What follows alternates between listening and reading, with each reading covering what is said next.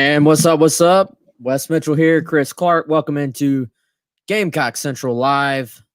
We are live on YouTube, Facebook, Twitter, and after the fact, not live, but very quickly after the show is posted on all the major podcast platforms. So if you don't want to use your video data or you want to listen in the car, listen at work, whatever it may be, go ahead and subscribe to us on all the major podcast platforms, and you'll get our daily show, which is brought to you by AffordableMedicalUSA.com, 803-926-1493. They are home of the Game Day Chair, which I'm sure Chris will tell you all about a little bit later on. We are rolling through the bye week. It is Wednesday, which means, no Muschamp on Tuesday of the bye week, no player availability with the media, but you do have a Wednesday SEC teleconference. Muschamp spoke on that a little bit earlier, actually less than an hour ago. I've got some clips from that I'm going to play at some point, and I'll have those up on YouTube here shortly. And then Muschamp actually has the call-in show tonight, normally on Thursday. That will be tonight. And then, of course, no real media availabilities for the rest of the week. So we'll get that, and we'll, of course, have a report on that on GamecockCentral.com. Then we'll roll through the bye week, and we'll focus on Texas A&M next week. Chris, what's up? Hey, man. What's going on? A lot. Rolling through the bye week. Took the bye week to do a little bit of research. Just published a piece on Gamecock Central that's drawn some discussion. Maybe we'll get into that later. But good to be here on this Wednesday of the bye week, and good to see everybody rolling in. Some of our regulars not here yet, so no. Yeah, well, I think we sort of sprung it on them with the 1 o'clock surprise with the early time. Yeah, early time here. Got some interesting comments rolling in on Facebook, I see already. But Fred, what's up, man? Noah, how are you? Hope everybody out there is doing well. Again, if you miss the first part of the show, it is always posted after. So we do it live, but really want you guys to be able to listen or watch whenever you want. What's up, Toby, on Facebook? Hope everybody out there is doing well. We're going to be joined here shortly by Mike Matulis. And like I said, man, we're going to try to have guests really throughout the week, maybe even probably going into next week, just because it's the bye week and there's obviously not a game to talk about. And I think a situation where it gives us an opportunity to sort of catch up with some former Gamecocks. Today we got Mike Matulis. I've been chatting with Casey Crosby a little bit. Going to try to get him on at some point. We'll have Perry Orth. We'll have Eric Kimbrey. I think those are locked in. And then I talked to KJ Brent a little bit. I just heard back from him. We're going to try to get a time set up for him. So,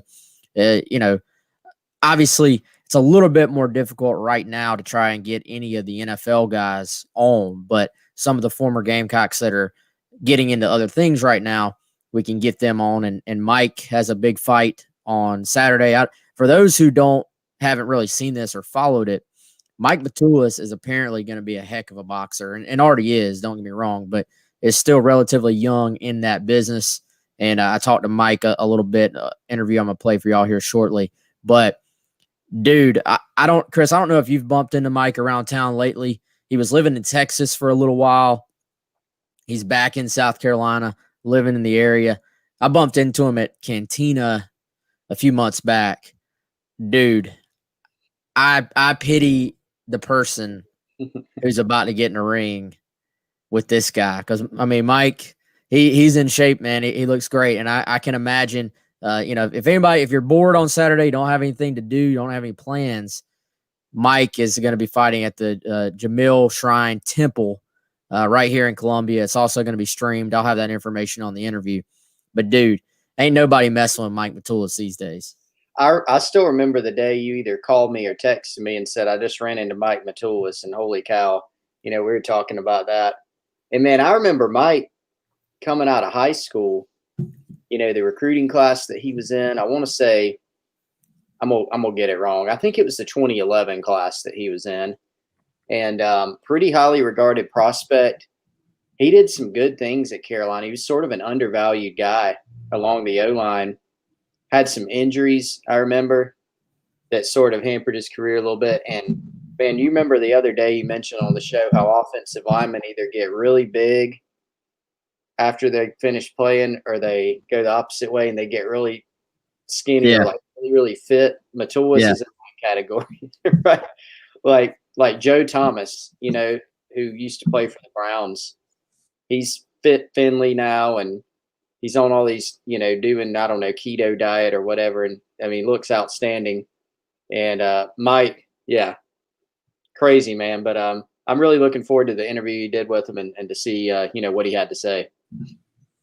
Yeah, and we talked about that a little bit, so I won't give it away. But the amount these guys, because man, I mean, it's if you're going to be an SEC offensive lineman, the sort of parameters, measurables that they're looking for is pretty. I mean, it's kind of a thin window you're aiming for there. Mm-hmm. There's not really.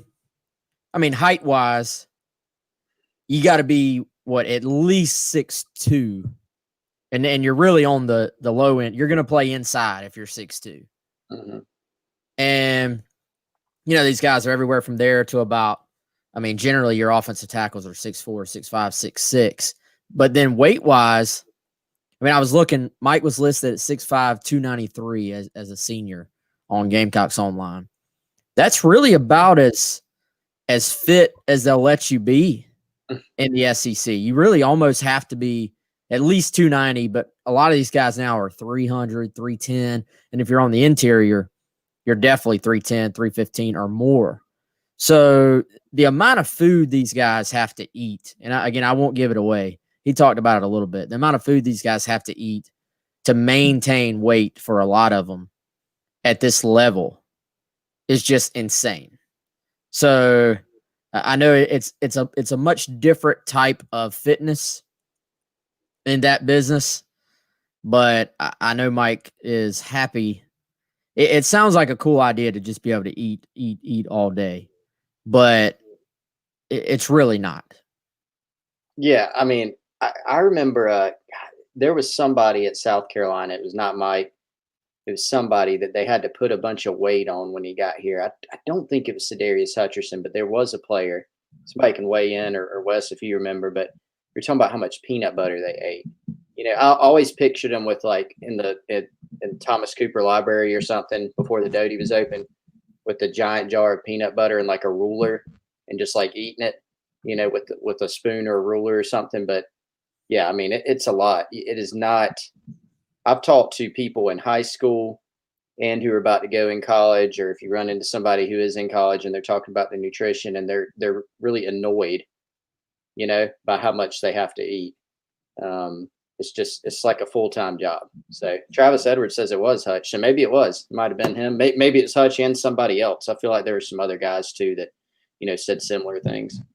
Well, I know Brandon Wallace, as far as the basketball team. I think when they were trying to put weight on him, which apparently his metabolism was just insane, through the roof, off the charts. Had to just eat crazy amounts. And a lot of these offensive linemen, similarly to, like I said, how they either lose a bunch of weight or add a bunch of weight after, most of them come in having to either add weight or lose weight, coming in from high school as well. So it's kind of a full circle deal there. I think it is interesting. Let's and by the way, what's up to everybody else hopping in? What's up, Toby, Randy, Nathan, Travis, Craig? Craig, you can blame Chris for the start times. That's on him. It is. I'm sorry, guys. I felt guilty ever since we started. Honestly, and you're making it worse. So I'm sorry about that. I'll have to make it up to you somehow. Travis says he had a former teammate under Lou who played left guard, left high school at 280, got up to 310. I mean, that's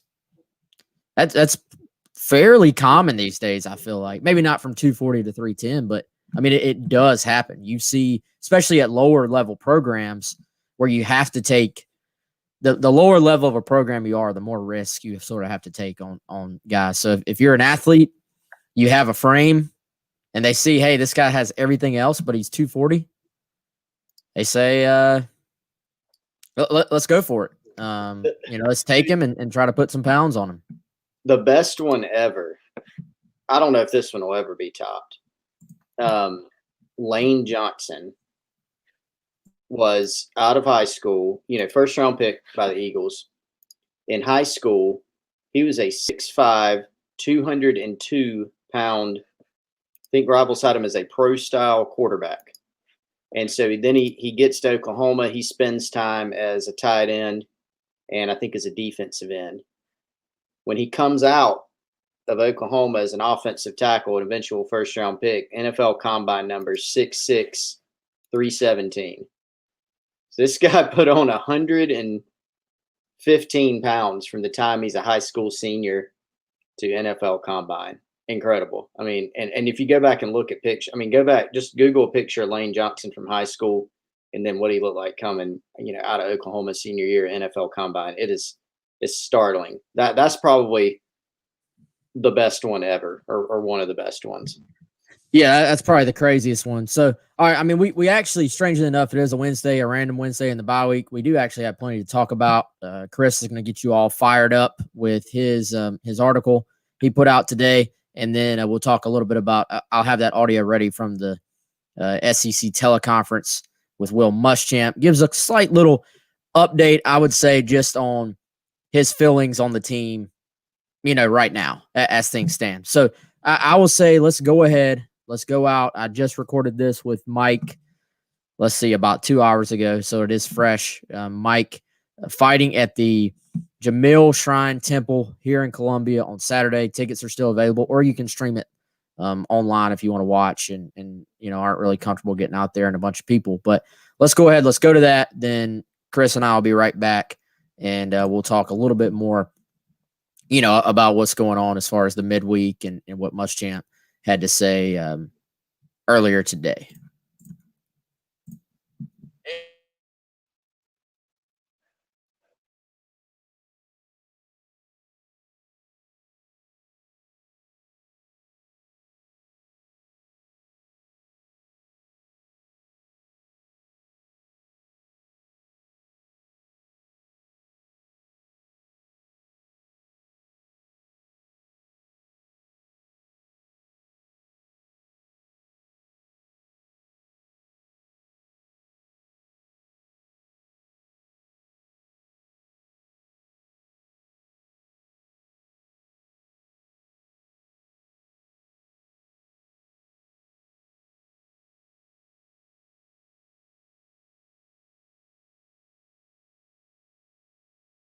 Right here. All right, guys. Looks like we had a little audio issue there, so y'all hang tight. Let's try this again. Daniel says he needs subtitles. All right, let's try one more time, y'all. I think there was a Nathan said it was Colin Taylor. I think there was a check mark that I did not hit, which sometimes an issue on this thing, y'all. All right, hang tight. It's gonna work this time, I hope. If not, we're screwed on this one. And as promised, joined now by former Gamecock offensive lineman Mike Matulis. Mike sort of making the transition into the boxing world, man. Obviously, I would imagine there's some carryover from having to block big SEC defensive linemen and now maybe taking out your aggression in another arena. But Mike, first of all, thanks for being on, man. I know you're excited about Saturday. How's everything been going with you, dude? It's going well, Ferd, and thank you for having me on. Very excited to be here and talk to some Gamecock fans again. Very excited for Saturday night. It's going to be a lot of fun. Yeah, so go ahead and get this out of the way. If anybody wants to watch online, it's at watchvyre.com/lightsout. That's $9.99. Or they can go see you in person, Jamil Shrine Temple, right here in Columbia. I think doors open at 6 o'clock. You're fighting LaMarco Ellis. But, dude, so tell us, how did you sort of transition from the football world into the fight world? I know I've sort of been following a little bit from a distance. I'd heard you'd been fighting. How long have you sort of been in this arena, and just tell us how it kind of got started. What sort of opened that door for you, man? For about 4 years now, I've been in the fighting world. I first started just to stay competitive in something, lose weight, and then one of my coaches, the guy who I'm with now, Corey Goodwin, he told me, he's like, don't stop. After the first time that we started training together, he's like, don't stop, just keep training, keep working on it. And he's like, you can make something of it. And I took it and I ran with it. It brought me out to Houston. I had some people bring me out there, some awesome people, worked with a lot of great fighters out there, and excited to bring it back here in Columbia.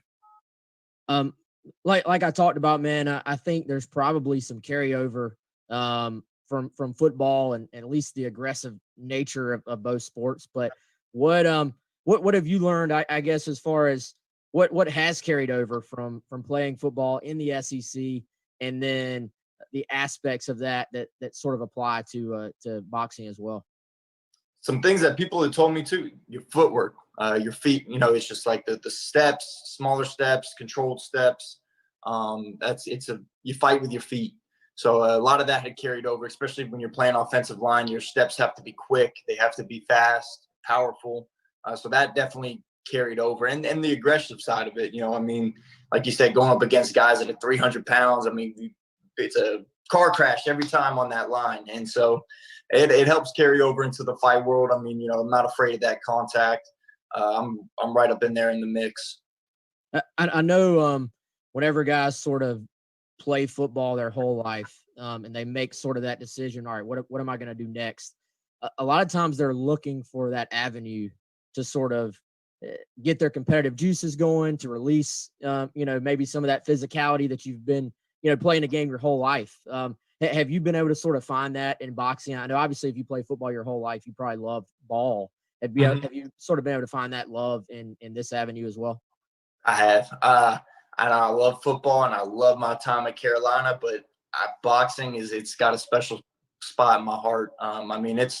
There's nothing like being in the ring. When the punches are coming and your head's, there's just nothing like it. So I have a love for the fighting. I have the love for martial arts and boxing. It's a whole different sport. It's a whole different animal. So I definitely have a big love and respect for it.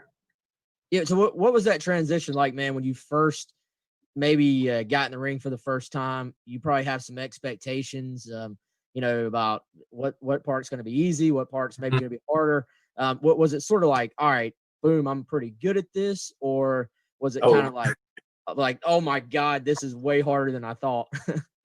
Way harder than I thought. Those first 3 minutes, I about threw up. It's the longest 3 minutes of your life, when you're not in shape. And so that was one of the things that I learned quickly, is to get in shape. And, the defense, keeping your hands up, hitting and not getting hit. It's a whole different, a whole different learning curve that I had to get through. But it was fun. It was challenging. And, I'm still learning. I'm still getting better every day that I'm training and every day that I get in there. But it's definitely a different learning curve. Yeah, I'm kind of curious, man, on sort of the fitness end of things. You would have been at South Carolina sort of the tail end of the Spurrier era. So I'm trying, would that have been Joe Connolly, strength coach? Yes. So what are maybe the differences if you sort of get down into the details? The fitness side of training for boxing. It seems like, man, offensive linemen, there's sort of like a weight profile they're always wanting guys to be at. If you're going to play SEC, offensive tackle or guard, they want you to be at least 6'3", maybe 6'4", 6'5", 6'6", and they want you to be at least like 290 pounds. I feel like maybe more. It seems like offensive linemen, when they get out of football, some of them either get honestly way out of shape, or they sort of trim down. What has that sort of part of the process been like the fitness side of this sport versus football? Endurance too. It's getting in shape. Your football is that quick. A play lasts an average of 7 or 8 seconds.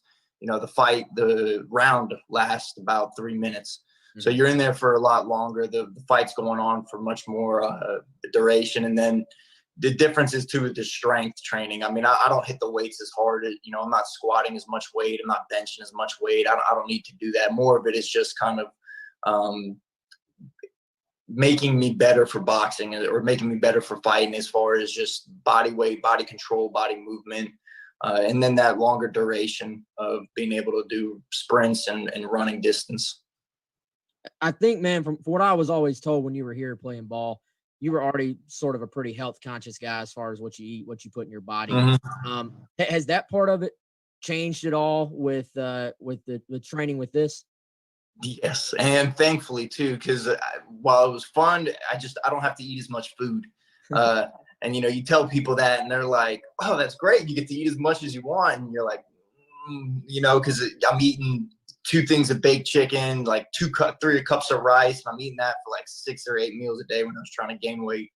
So my meals have just cut back. I don't eat as much, and it's great feeling.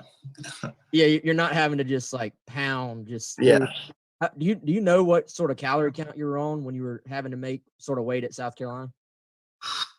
I mean, anywhere from 8,000 to 9,000 calories. Yeah. I mean, it was a lot of food, a lot. Wow, that's crazy, man. So let's go back. Obviously, you signed with South Carolina. You're from Florida originally. We obviously cover a lot of recruiting on Gamecock Central. So do you remember much about sort of the recruiting process and how it played out, and what the sort of deciding factors were that led you to South Carolina in the first place? Mm-hmm. I mean, yeah, we were actually, I was at dinner with Garrett Anderson and Brock Stadnick the other night, and we were just talking about it. One of the big things for me was Coach Elliott. I love South Carolina. I mean, I went out to Texas for a couple of years, and I was in New Orleans for a little bit. And ultimately, I love the state of South Carolina. It's a beautiful place with beautiful people. But for football wise, the stadium, I mean, I came on my recruiting visit to when we beat the #1 Alabama. I mean, a hell of a visit. And then not only that, just Coach Elliott was a phenomenal coach. I mean, I remember seeing him in that mosh pit for Alabama. He came out face all bloodied and he was just jazzed up. I mean, he looked sometimes more fired up than the players. And I was like, I can get behind that. Have you been able to follow him much at all? I know obviously at Georgia State, man, he's gotten his shot there as a head coach, and it seems to be going really well for him there. Have you been able to sort of follow him after you left Carolina? I have. I occasionally we'll write to each other on social media and stuff, and I follow him. So I've seen what he's doing over there, and it's no surprise to me. He's a hell of a coach. All right, man. So you're there at South Carolina for like the golden years. Everything going well. You get to play with some great players alongside you as well. What do you maybe remember about South Carolina as sort of your maybe fondest memories in South Carolina, whether it's big picture or one specific day, just anything that stands out to you about your best times there? Winning, when we had those years where we were winning, I remember just, you walked around town and it was a lot different as far as how they treated you. Now, I don't know now because I'm not playing, but, when they looked at you, people were like, oh, you played for Carolina, you played for Carolina. And it was just the amount of respect that you got. It was really cool. And coming from South Florida, there's Miami and stuff like that, but they don't really gravitate towards college football like they do here. And so when I came here and in those first couple of years, seeing that, it was really cool. A great experience. I know everybody sort of has a Spurrier story. So I'll ask you open-endedly, what was it like playing for somebody as just different, for lack of a better word? I mean, I feel like Spurrier doesn't act like most coaches. What was it like playing for Steve Spurrier, man? It was unreal. And his wife, Jerry, she was an absolute angel. But playing for him, you knew where you stood. If he didn't like you, you knew. And that's you can't ask for more than that, especially in this business of college football. Coach Spurrier let you know where you stood. But he was different. Do you remember is there a specific Spurrier story that stands out, that you'll always remember or anything like that? My recruiting visit, when he came actually home to see me in Florida, he came for the dinner that we had at the house. And, just the stuff he used to. we were eating dinner, and my dad's like, all right, Mike wants to come to South Carolina. We're gonna need some rings. And Coach Spurrier just kind of sits back, and he's sitting like this, and he goes, shoot, man, I've already got my rings. I've got them. And so he just very, very cocky, he just who he was. And that to me is always just, it stood out because, we were dying laughing. All the coaches were laughing. And it was he didn't care. He said what he felt, and if he liked it, awesome. If you didn't, awesome. Were you already committed at that point, or that was the day you committed? Or I was, yeah. I committed actually after my first unofficial visit here to Carolina. I got you. And obviously, everybody sort of has an opinion on how things are going now. Kind of a roller coaster ride of a season so far. Big win against Auburn. Obviously, ugly loss to LSU.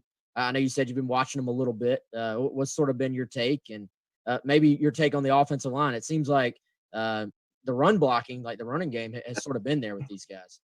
Yes, and that's something that I was going to say. As far as run, they look good, on the offensive line, and it's a tough season. The circumstances that we came into it, with a new offensive coordinator, new quarterback.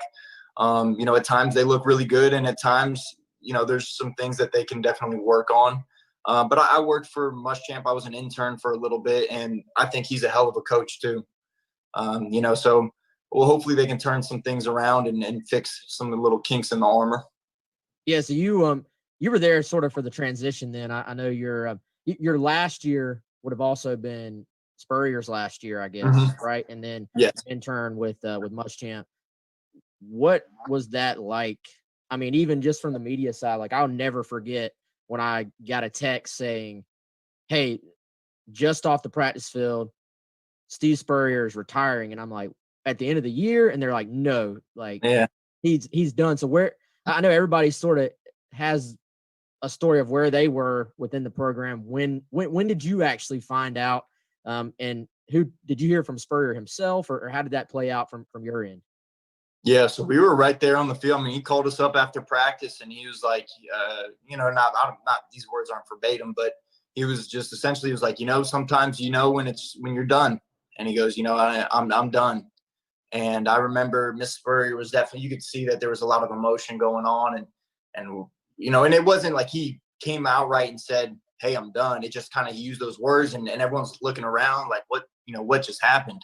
And I remember getting a text from Coach Elliott later that night, and he's like, "Yeah, it's we're in the hunt for a new coach."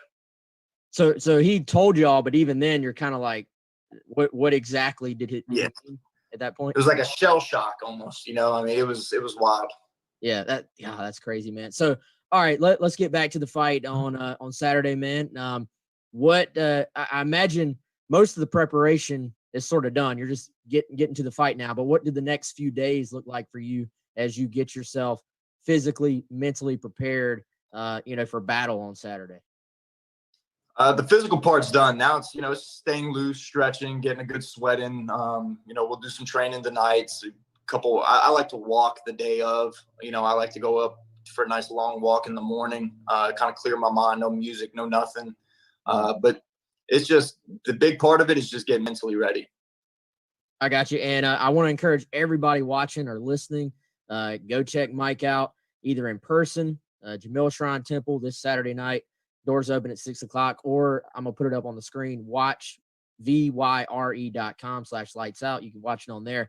Mike, if they haven't seen you fight before, man, what can the Gamecock fans that want to follow you and watch you on Saturday, what can they expect from you on Saturday, man?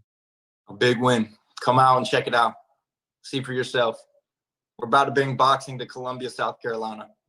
You heard it right there. That's Mike Matulis. Mike, man, we appreciate the time.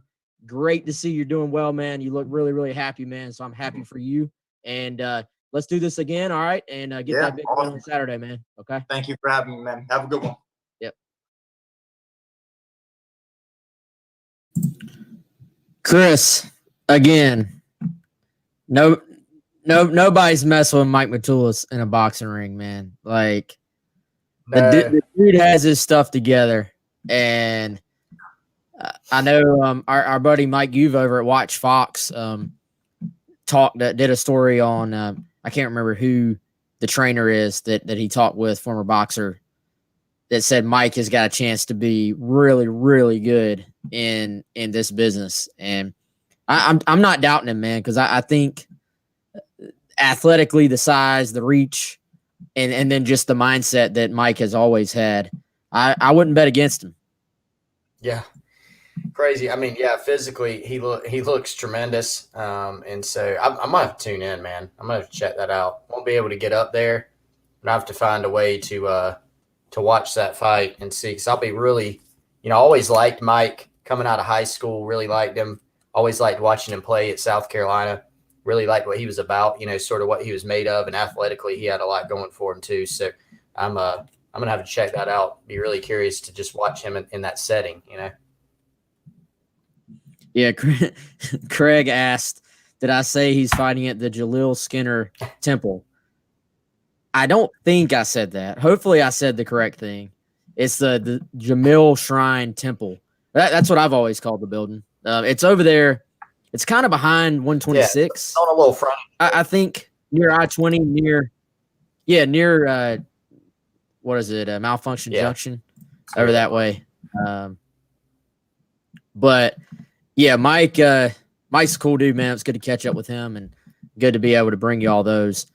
All right, so I guess we'll use the final half here of the show to talk a little bit about the team going forward, big picture stuff. And as I teased, Muschamp did talk on SEC teleconference today. And I thought one of the better questions, and I'm not just saying that because Colin asked it, but Muschamp was asked, what do you need to see the final 5 games? What are you focused on the most? What's been the focus this week at practice? And I think I have that queued up. So I couldn't quite hear as I was cutting it because I had to keep the interview rolling. So I was cutting this while we were rolling the Mike Matulis interview. But I think the next thing you hear will be Will Muschamp talking about the next 5 games. If it's not, then we'll just cut it out and we'll tell you what he had to say. Well, I think overall improvement on the defensive side of the ball. I think early on we gave up more explosive passes than we have. And that was extremely disappointing. And I think the run defense the last couple of weeks has not been what we need it to be. So we've got to improve them on both levels as far as our run defense is concerned and our pass defense is concerned. Continue to explore for more explosive players on offense. Shai's been outstanding. Deshaun and Kevin have been really good. Nick Muse has been a very good tight end for us in our first 5 ball games. We need somebody else to emerge. Jalen Brooks, get some other guys involved offensively to give us some more opportunities to move the ball down the field. We're coming off a game that we needed to finish some drives, but you average 8 yards a play. That's pretty explosive offensively. So we've got to continue to find more guys offensively that can put us in position to score. And those are the 2 things. I think special teams, obviously, Parker probably will end up kicking off as we continue to move forward. We just need to be more consistent there as far as the placement of the ball and the depth and direction. And the hang time obviously is an issue. I think Kai continues to come on and punt well for us, and we'll continue to try and get an advantage on special teams. Yeah, so I actually had that queued up exactly where I wanted it. So, Chris, my takeaway there is I think South Carolina probably uses this bye week and then next week as an opportunity to try to do everything they can, A, to get Jalen Brooks ready, and B, I think you're trying to, if you can, bring along 1 or 2 of these freshmen. I think whether it's trying to get Rico Powers ready, which he was a DNP on Saturday, didn't play. Mm-hmm. So I don't know if there, is a reason for that, but whether it's Powers or, dude, I keep hearing Jakari Caldwell's name come up from people I talk to, that he's made plays in practice, but it's still a matter of getting to that consistent point where you know the scheme and you know exactly what you're doing and, you know all the plays. So I'm circling those guys, man. And then I'm even starting to wonder, Chris, can you use the bye week to get an Eric Shaw or a Jaheim Bell involved? Somebody asked, any word on Kevion Mullins' injury? I don't have an answer there. That would be something for us to try to find out. But, maybe trying to get him, if he is healthy, more involved and getting him in those good matchups, because we've seen he can win some matchups for you if you scheme him into those spots. So to me, Chris, those are some guys, just strictly talking about the offensive side of the ball, reading between the lines, what we know about the team and what Muschamp is saying. You're going to do everything you can to try and get those guys ready for this final half of the season, I think. Yeah, finding playmakers. I mean, we came into this year thinking about questions with this team at running back, at receiver, even at tight end, behind Nick Muse and behind Shi Smith. And Kevin Harris has emerged, Deshaun Fenwick's emerged. We discussed those things. Shi's been good. Nick Muse has been good for the most part. But it's about the other guys around those. And so Kevion Mullins he's come along. He was the leading receiver in terms of yardage against LSU. So hopefully for his sake, for the team's sake, he's okay and will be okay going forward. But you're right. They do have to bring some more guys along. Who are those guys? We don't really know yet. So taking this bye week, to be able to try to find those guys and then getting them into game situations, figuring out, who are our best guys? How can we use them? And then going out there and scheming up some ways to get them open and then going out there and executing. That's obviously going to be a key for this team going forward. The offense has, have they left some points out there? Have they scuffled on some drives during the first 5 games? Sure. But they've been more consistent, than the defensive side of the ball. And so you look at this team overall, there's some things in every phase of the game, including special teams, which Will Muschamp addressed there, that they've got to get better in. They've got to be more consistent in. Offensively, really, it's just about trying to find a way to be more explosive in the passing game, I think, is the main thing. If you can do that, then you have an opportunity to have this offense take a next step forward. Is it going to turn around and be some super explosive passing offense? No. But can they find another guy or two that can make a few plays for them down the field? I think that's the key, offensively, to trying to build on what they're doing so far. Yeah, and I'll say, man, the offense has by far exceeded my expectations already. Bobo has done a great job of taking what he has and sort of putting together an offense that does move the football for the most part and does give the team a chance. I think the big thing is just that the defense has been far more inconsistent than I ever thought. Craig asked if Mullins has an ankle injury. I don't know if was that ever actually said, what the injury was so.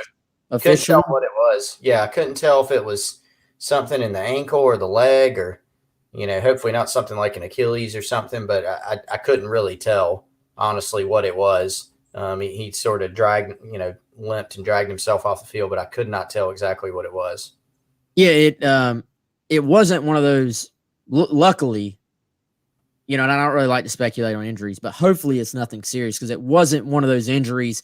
I mean, y'all know how it is. You've all watched enough ball. Sometimes a guy goes down and it's instantly obvious what happened, what's injured, and it looks really bad. And you're like, well, that guy's out for a while. Williams says he had a boot on post game. So that wouldn't lend you to think, that it is an ankle. So we'll see. Ankles, I can personally attest to, depending on how bad they are, they can take way longer than you might think to bring you back. But hopefully his isn't really a bad ankle injury. So we'll just see. We'll see how that goes. But I think offense has not been the problem. Is there definitely some ways it can improve? Absolutely. The running game has been there. I liked the little wrinkle with Doty down there at the goal line. I'm not against maybe mixing him in there a little more from time to time just as a change of pace. Now, the other part of this, Chris, for the most part, their red zone, and I normally think of mixing in a Wildcat quarterback in short yardage or goal line situations. Their red zone offense for most of the year has been really good. So I don't know if you sit there and say, well, why aren't they doing this down there, when generally the red zone offense has been give the ball to Kevin Harris, or let Colin Hill use that big frame on the quarterback sneak, and they've been good down there in those areas. So don't know if that's necessarily a problem, but if you're looking for some more ways to maybe spark things, I wouldn't be opposed, to some Luke Doty getting his shots in there just as a change of pace, and not necessarily a wildcat quarterback, but I think you show it as a wildcat, and then you build some pass plays off of that. The other thing Muschamp said, defense. I think the scary part here, Chris, is that he's talking about, you talk about a defense, you're talking about rush, and you're talking about cover. You're talking about stopping the running game of your opponent. When you look at the first 5 games and you say, man, there's issues on all ends of that conversation, that's when you're like, man, that's not a good sign, because it's no really one thing that you can just focus on and try and fix. Yeah, it's been all of it, right? The explosive plays, getting gashed in the run game, which we've talked about, I feel like ad nauseum, over the past really 5 weeks, or for the first 5 games. Explosive plays, tackling, all those different things have come up at one time or another. Obviously, all of those things reared their ugly head a little bit against LSU, a team that can make you pay if you aren't doing those things well. I still go back to, I think, the biggest issue that the other ones sort of prey off of, if you've got this issue, is stopping the run.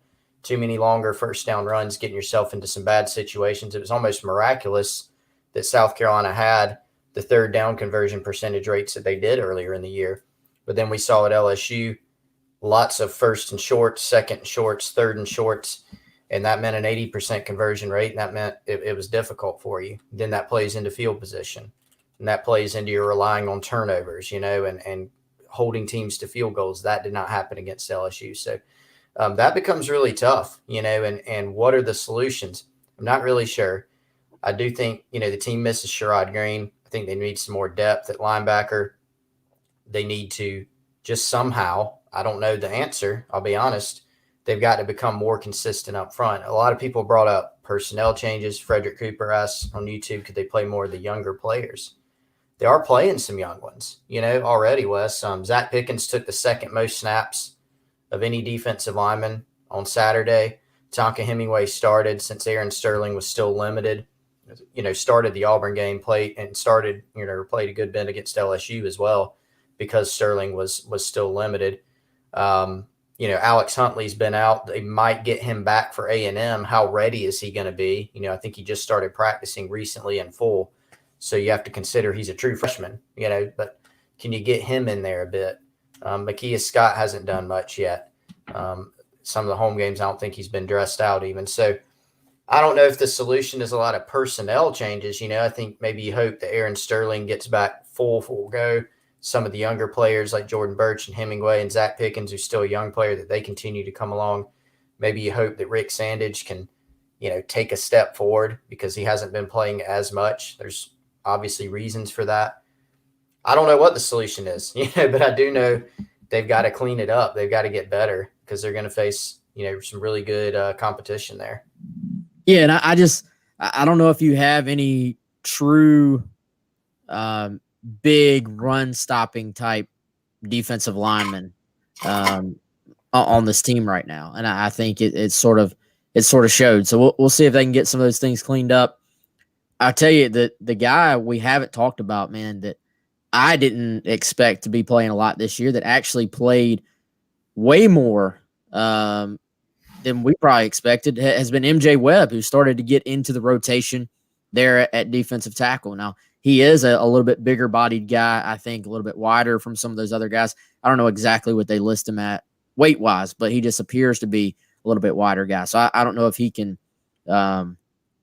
continue to possibly come on there and play as well as he gets more comfortable or not, but we'll see. I think in some ways, man, they sort of miss not just, we all know about Javon Kinlaw and DJ Wanham. They maybe even miss a little bit of a Kobe Smith, a guy who can just sort of hold his own, force teams to double team him, and sort of take up space there in the middle. And I think Kobe was quietly very good at that as sort of a reserve for most of his career, and then as a starter, alongside Kinlaw last year. So I don't know. They're certainly missing some of those guys. Jody here makes a good point. He says we averaged 7.9 yards a play on 51 offensive snaps against LSU and still lost. Defense and mistakes killed us. I mean, I agree with you to an extent, Jody. I think it's a bit of an oversimplification because you look, the offense did give up the pick six, and the offense in a game where it was very obvious the offense was going to have to carry the day. Obvious as the game went along, I should say, where you realize, hey, you're going to have to score some points to win today. The equation sort of changes at that point, and the offense, while they did move the football all day, they've got to finish some of these drives where you get down there. I mean, if we're looking at this game, if the roles were reversed, we'd be saying, yeah, the South Carolina defense gave up some yardage, but they clamped down when they needed to in the red zone if things were swapped. You see what I'm saying? So I don't think you can sit there and say the offense had some great day. Were they the biggest issue in this game? I would say no, but you give up 7 points when the offense is on the field, and you have several drives where you miss on an opportunity. That you want to go back. I've said all week long, Chris, that the pick six and the kickoff return for touchdown were the daggers. But you want to change the entire momentum and flow of this game, score a touchdown after Izzy Muschamp puts you in outstanding field position. Yep. With the interception. You want to change the game? Go get 7 right there instead of 3. And maybe it plays out completely differently. And I'm not saying that from like a what if standpoint. I'm just talking about if we're going to talk about who holds the blame in this game, I think there's plenty of blame. Nobody should be pointing fingers at any other side of the ball because there's plenty of blame to go around as far as how this game plays out, which, you know what? Hey, sometimes you play a good team. And LSU, I know they struggled to start the year. They are still a very talented team. Sometimes you play a team like this and it just gets away from you. It snowballs. They take advantage of your mistakes. Everything just goes wrong. And you just have one of those days. I mean, it happens. So, I don't know.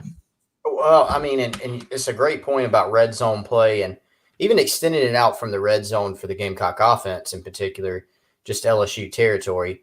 The Muschamp situation. Carolina's got great field position. Then they're 3rd and 3 from the 27. Throw an incomplete, you settle for a field goal. So they kick a field goal. There was another time South Carolina they were in LSU territory. Can't remember the yard line, but they took a sack and then a penalty, and then they had a 3rd and 24. So then they settle for the long field goal. They miss it. They had a 3rd and 4 from the 17.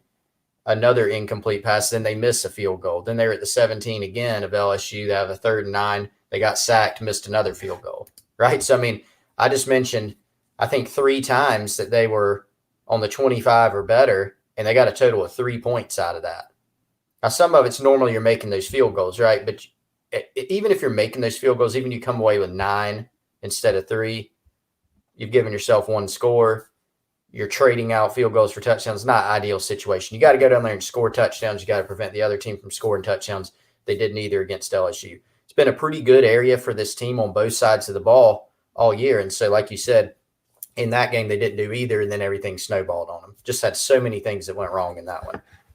Yeah, and it's let's try to tie all this in together. And if you want to go really existential here about football and the reasons for things happening, the beautiful thing about football is that there are so many variables involved within every single play, is that it is rarely easy to pick out any one thing. And sometimes it's rarely easy to tell, is like somebody said a second ago, is this a bad team or is it a bad night? And there are certainly some issues that we can see have sort of permeated every single game this year. Then there's certainly some issues where South Carolina has been much better in those particular areas than we saw on Saturday. But then you sort of get down to the point of matchups and how it's like if Chris and I go play a one-on-one basketball game with each other, neither one of us is really going to get embarrassed by the other, I think, because Really? we're similar age. No, who's going to embarrass who? I don't know. I don't know. I'm saying, dude, we're similar build, similar athletically. Like, We'd have to find out. We never played basketball against each other. We played some other just stuff. go with me here, man. Just go with me. No, I got you. Yeah. If the best college team that's ever lived played an NFL team on that given day, and you'd never watched football before in your life, you just tuned into that game, you'd be like, yo, these guys suck. And it's like, well, it's just a really bad matchup for them. It's all it's all based on who you're playing on that given day.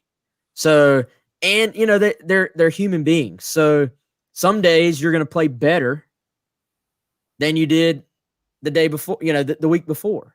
So it's really hard to find that context you're looking for. And there's a question on here right now from Travis, who's one of our subscribers, always has some really interesting takes. I feel like he says player development is a hot topic. How do you judge player development? And how much is on the player themselves? And, I think sometimes, all right, let's take a player A. Some guy, player A may be developed to his absolute potential, but he may just not have as much of an upside. There may not be as high of a potential there, as another guy. Player B maybe isn't quite to his potential yet, but he still may be a better player just because he athletically is more gifted than his teammate. So then it becomes an area of, okay, are you evaluating well enough? Are you recruiting well enough? And everybody at the beginning of a class, everybody's sort of going after the same guys. The no-brainers are at the top of the class. And then it's like, okay, how many of these no-brainers can you convince to come to South Carolina when you're fighting against places with better traditions, better records, better current programs than you? So point being, the reason I'm talking in all these circles is that the thing about football is it's very rarely any one particular thing, which makes it very hard to dive in on what needs to be fixed. In particular, what is the biggest issue for South Carolina as a team, as a program? It's hard to just narrow it down and say. It is, and then you got to go back and you look at, say you take if a team signs 10 4-stars in a class, whether it's Muschamp, Spurrier, or whoever else, another school totally. Well, was the guy overrated? Initially. And so maybe we've seen instances, Wes, covering recruiting, where a school signs like a 4-star kid and the staff themselves probably wouldn't have rated him a 4-star, if they had that rating. And so then it creates these expectations. And so when we see their final development, say after they graduate, after they exhaust their eligibility, then we look and say, well, so-and-so developed them well, not well, whatever. When in reality, there's a lot of nuance to that. I think you look back and,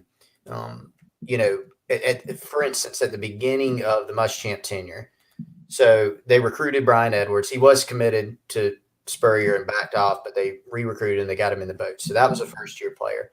They also recruited Jake Bentley. They were gifted Debo Samuel and Hayden Hurst, right? Very good gift. Good gift. You look at it, you look at the totality, the sum instead of the parts. They didn't do enough with those guys offensively, right? I mean, am I right in that? Overall, when you look at the big picture, they didn't do enough with those guys, some of the parts. Now, individually, Hayden Hurst, first-round pick, Debo Samuel and Brian, second-round picks, really good players. And so they didn't do enough with them. But how much of that was, we knew Deebo Samuel was really good out of high school, right? We knew that. But how much was the individual development of the staff? Was it just that the offense wasn't good? If you talk to Hayden Hurst, who's obviously a massively talented dude and an extremely hard worker, I give him a ton of credit for it. But he would credit Will Muschamp, Pat Washington, his position coach at the time. He would give those guys a ton of credit for his development. So I think it's again, it's subjective, it's nuanced. It's not, at the end of the day, the ultimate measure that people are going to use is they're going to say, you're going to take a bunch of classes of players and they're going to say, how many games did you win? How many guys went to the NFL? If the answer is a bunch on both of them, then you've developed well. At the end of the day, that's how people are going to ultimately measure it. But if you're really diving down into minutia of it, it's sort of it is sort of a hard question to answer because of all the different factors that go in it. Well, and the exact question, is it more on the players or the coaches? Dude, let's be honest, man. You and I have seen some guys come through here that have really, really developed. And I'll say that, you just go back Spurrier era, this staff across the board. Yeah. As much as fans like to sit here and talk about, the staff and whether they win or not, all these things. At the end of the day, if you're coaching at the college level, you know something about developing a football player. Well, what I see, man, is the guys that really, really develop are the guys that just bust their tails. None of these guys are developing by being lazy. None of these guys are developing by not putting in the work. Now, then you get to the question, well, is it on the coach to try and do different things to motivate a guy? Is it on a coach to push the buttons? Is it on a coach? So some coaches are better at digging that out of a guy. And some coaches fit with one personality and they maybe don't fit with a different personality. Some coaches are really good at adjusting their approach, just like a teacher. Coaching is teaching. Some teachers can get a lot out of multiple types of personalities. But point being, at the end of the day, the players that I've really seen develop here are the ones that really care and the ones that put in the extra work and are open-minded to what that coach is telling them. And then you know what? If everything you can say right now, though, is fair. There are no wrong opinions, because then you get back to, if somebody can say, well, it's year 5, these are the people you recruited. Completely fair. That is a fair argument. But the reason why you can make that argument and the reason why I can turn around and make a counter argument is because none of this stuff is completely cut and dry. None of this stuff is a black or white thing where it's just completely clear. How much of the issues right now are just because of the status of South Carolina's program playing in a league where half of the other teams in the league have a better history than you. It's not a excuse, it's a fact. So I don't know. At times we all argue, everybody, people on Gamecock Central argue, and you get into this sunshine pumpers versus negative Nellies and all this stuff, when really there's a ton of ground right there in the middle where lots of different arguments can be, I think, successfully made about the team right now, about the program right now, and about what needs to happen moving forward. Chris, the last 30 minutes has flown by, but I do want you to tell everybody a little bit about your story on Gamecock Central. And again, hopefully, and most of the people that we have on here are fantastic. And I feel like the great thing about this show is we've been able to, the chat feature is awesome. We're able to sort of interact with you guys and girls in real time. And we don't all have to, agree on any of this stuff. But the fun thing is, everybody that I've interacted with on the show has been awesome as far as, hey, this is how I feel, whether we disagree or agree with reasonings and who should be playing and what the reasons are. We can all sort of respectfully agree or disagree, which is more and more rare in our current overall culture right now. But Chris, when you wrote this story, I was like, dude, you're going to catch some heat on this. And really, I think you were putting out the story just like, hey, here are some facts that maybe you didn't know. And it doesn't even have, you're not even really giving an opinion in this story. You're just saying, here are some facts. Take it for what you will. But they are interesting facts. And I think the fact that people start talking about it speaks to how sort of interesting it is. Every single person, and we eventually will tell you a little bit about what's in the story, but every single person I passed the raw figures on to said, I did not know that, or I would not have thought that. And there's some reasons for that. So the story is on our front page of GamecockCentral.com right now. Go check it out if you will. It is free to read because I wanted to open it up to everybody. And we got a lot of discussion going on the Insiders Forum for our subscribers if you want to go check that out. But basically, somehow or another, I looked across figures of, well, Muschamp's obviously been here 4 years. So I looked at what Steve Spurrier did his first 4 years as well. There were a few differences, obviously. I mean, non-conference opponents are different. Sometimes the crossover opponents are different. 1 year, Spurrier had one less game because you remember in 2006, that was the year they went to the 12-game regular season schedule instead of 11, which I'd forgotten actually. But Spurrier and Muschamp, after 4 years at South Carolina, had the exact same conference record. It's 15-17 for both guys.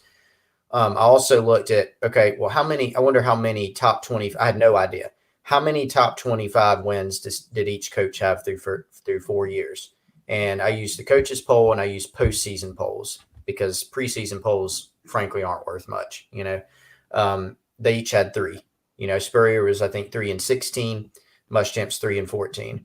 So I just pointed that out. And then additionally point out after that, Spurrier turned it around, right? We know that. It was not in year 5, actually. Year 5 was a 7-win season in 2009. They did beat Clemson that year, an unranked Clemson team, what turned out to be an unranked Clemson team. But then the Papa John's Bowl happened. We don't need to go into that debacle. People were big mad after that year. And so year 6 was obviously the big tipping point, the turning point when they won the SEC East title.